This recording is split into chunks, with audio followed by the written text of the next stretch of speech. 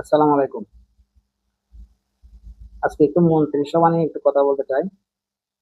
বিএনপির একটা নিয়ম ছিল, শহীদ প্রেসিডেন্ট রাষ্ট্রপতি জিয়াউর রহমানের আমল থেকে, দলটা প্রতিষ্ঠিত হওয়ার পর থেকে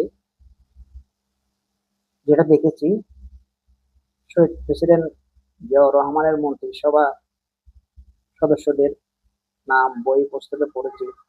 এরপর 91-তে বেগম খালেদা জিয়ার মন্ত্রিসভার সদস্যদের দেখেছি। শেষবার 2001 সালের মন্ত্রিসভার সদস্যদের নাম জেনেছি, দেখেছি তাদের কার্যকলাপ। এবার যখন তারেক রহমান সাহেবের নেতৃত্বে বাংলাদেশে বিএনপি সরকার গঠন করলো, প্রধানমন্ত্রী তারেক রহমানের কাছে আমার মোটামুটি একটা আশা ছিল যে ভিন্ন কিছু হবে।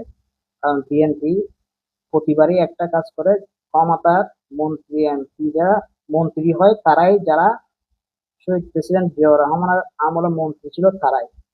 অথচ আমরা বিগত ফ্যাসিস্ট হাসিনার আমলে দেখেছি, বছর 2 বছর পর পর উনি মন্ত্রী পরিবর্তন করতেন। ব্যর্থতার কারণ না, না, সবাই তো ব্যর্থ ছিল হাসিনার আমলের, হাসিনা সরকারের মন্ত্রীরা। তারপরেও তাদেরকে পরিবর্তন করতেন, পরিবর্তন করে সব এমপি কে একটা একটা মানে সবাইকে মোটামুটি উলট পালট করে ক্ষমতার মন্ত্রিত্বের স্বাদ গ্রহণ করাতেন। সবাইকে টাকা অর্থাৎ সবারই যাতে টাকা পয়সা হয়। কারণ হলো টাকা পয়সা প্রত্যেকটা এমপির দরকার আছে। যদি কোনো সময় হাসিনা এই পলিসিটা নিয়েছিল সবাইকে মন্ত্রিত্ব করার জন্য, কিছুদিন পর পর উলট পালট করার জন্য, উলটপালট করে মন্ত্রী দিচ্ছে, এই কারণে যে কোনোদিন যদি হাসিনা বিরোধী দলে যায়, তখন তো আন্দোলন সংগ্রাম করার জন্য টাকা প্রয়োজন। তখন তখন তো দলের শীর্ষ পর্যায়ে সবাইকে বলবে, নেতাদেরকে বলবে যে আপনারা তো আমাদেরকে সবাইকে সুযোগ দেন নাই, আমরা তো এখন টাকা কোত্থেকে খরচ করবো। এই কথা বলতে না পারার জন্য সবাইকে হাসিনা মন্ত্রিত্ব দিয়েছিল ঘুরিয়ে ফিরিয়ে, যাতে আন্দোলন বিরোধী দলে গেলে আন্দোলন করতে সুবিধা হয়। যেমন উদাহরণস্বরূপ আমি 18 সালে আমার আসনে, আমি যে এলাকা ভোটার, ওই এলাকায় জনাব আবু সুফিয়ান ভাইকে দিয়েছিল।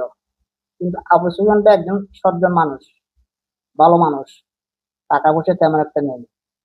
তাই দলের কর্মীদের পকেটের টাকা খরচ করে আন্দোলন করতে হয়েছিল।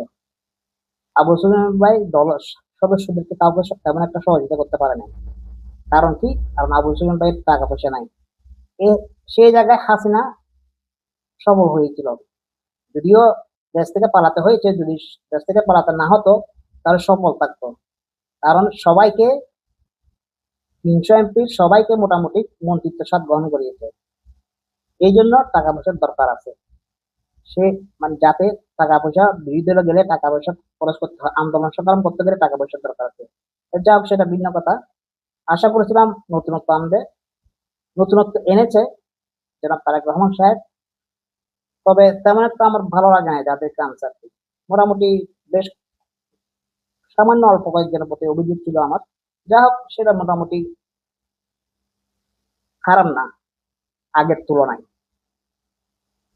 তবে কয়েকজন মন্ত্রিসভা অন্তর্ভুক্ত হবে এটা আমার আশা ছিল। যা হোক, পরবর্তীতে তারেক তারেক সেই সময় প্রধানমন্ত্রী তারেক রহমান সাহেব একটা সময় দিয়েছিল যে 180 দিনের মধ্যে মন্ত্রীদের কে কোন কি রকম করে কিভাবে কাজ করে সেটা দেখবে। তারপর উনি এক 6 মাস পর বা 180 দিন পর উনি পরিবর্তন করবে বা কোনো কিছু একটা উলটপালট করবে। তারই ধারাবাহিকতায় কয়েকদিন আগে মন্ত্রিসভা রদবদল করা হলো, এবং আমার অত্যন্ত প্রিয় একজন মানুষ প্রথমবার মন্ত্রিসভা স্থান পায় নাই বলে আমি হতাশ হয়েছিলাম, তিনি এবার সুযোগ পেয়েছে, এটা আমি খুশি হয়েছি। তো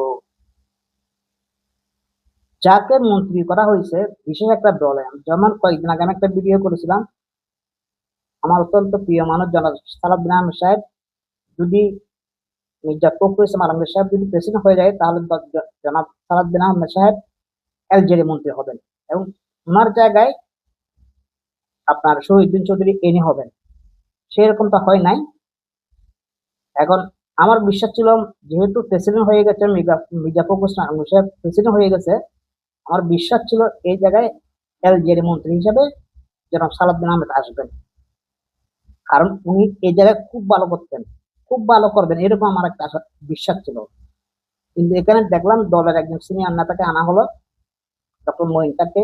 ডক্টর মঈন খান আমার খুব প্রিয় একজন মানুষ, একজন, একটা কথা বলতে গেলে এক কথায় অনেক ভদ্র মানুষ, পরিচ্ছন্ন রাজনীতিবিদ। মানে ওনার ত্রুটি আমি কখনো দেখি নাই, উল্টাপাল্টা কথা বলতে অনেক কখনো দেখি নাই। অনেক সজ্জন মানুষ, আমার খুবই প্রিয় একজন মানুষ। কিন্তু সমস্যা হলো ওনার তো বয়স হয়ে গেছে। এলজিআরই মিনিস্ট্রিটা এটা সোজা ব্যাপার না। এটা বলতে গেলে প্রধানমন্ত্রীর পরের স্থান হচ্ছে এলজিআর মন্ত্রী, সেটার দায়িত্ব দেওয়া হয়েছে ডক্টর মঈন খান সাহেবকে। এখন কি ভরসায় দিল আমি জানি না, হয়তো প্রতিমন্ত্রী আছে এই কারণে হয়তো দেওয়া হয়েছে। কিন্তু উনি যে কাজ করতে পারবেন, মানে কাজ করার সক্ষমতা ওনার আছে, আমি ওনার ওনার ট্যালেন্ট, ওনার অভিজ্ঞতা এসব নিয়ে প্রশ্ন তুলতেছি না, আমি ওনার শারীরিক অবস্থার কারণে চিন্তা করতেছি। তো যেহেতু একজন প্রতিমন্ত্রী আছেন, মনে হয় সেই হিসাবে ওনাকে দেওয়া হয়েছে। তবে বিষয়টা একটু চিন্তা ভাবনা করার দরকার, কারণ ফুল মন্ত্রী যেটা করতে পারবে প্রতিমন্ত্রী তার সেটা করতে পারবে না। তাছাড়া একটু সমস্যাও হবে। ফুল মন্ত্রী যিনি আছেন ওনার ব্যক্তিত্বে লাগতে পারে কোনো একটা বিষয় নিয়ে। আমার মনে হয় এই জায়গাটা একটু ভাবা দরকার বিষয়টা। কারণ মহিন সাহেব অত্যন্ত ভালো মানুষ, কিন্তু ওনার বয়স হয়েছে, এত বড় একটা দায়িত্ব ওনাকে দেওয়াটা আমার মনে হয় ঠিক হয় নাই। এই জায়গায় পারফেক্ট ছিল জনাব সালাউদ্দিন আহমেদ, খুবই পারফেক্ট ছিল এখানে, যদি কিন্তু অবকাশ ছিল না। উনি খুবই পারফেক্ট মানুষ ছিল, কিন্তু এখন উনি ডক্টর মহিন সাহেবকে দিয়েছে, উনি একজন প্রবীণ মানুষ, প্রবীণ ব্যক্তি, উনি এই কাজটা সঠিকভাবে পালন করতে পারবে আমার বিশ্বাস হয় না। তবে দোয়া করি যেন উনি সফল হন। আমার, আমি যে সন্দেহটা করতেছি সেটা যেন মিথ্যা হয়। শুভকামনা রইল। আজকে এ পর্যন্ত, সবাই ভালো থাকবেন। আশা করি সবার সহযোগিতা পাবো। ধন্যবাদ।